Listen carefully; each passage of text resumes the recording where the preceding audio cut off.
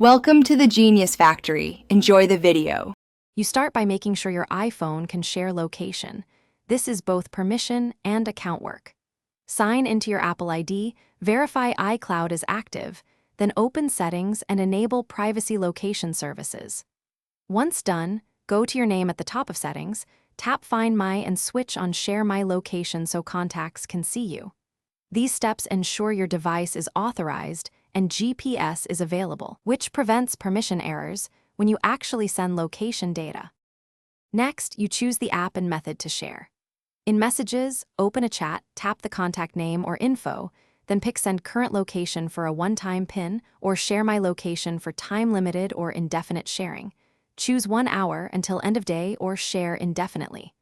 Alternatively, open Find My, go to People, tap the plus, select a contact, and choose a duration for sharing. These options let you control how long someone sees your live location.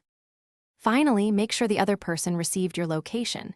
You should see a map link or live location indicator in the conversation. To stop, open the same info view in Messages and tap Stop Sharing, or in Find My, go to People, select the person and tap Stop Sharing. If sharing fails, check location services, cellular or Wi-Fi, and that the recipient's device and iCloud are set up. Restarting your phone often fixes lingering GPS or network glitches. Thanks for watching. If you found this helpful, don't forget to like and subscribe.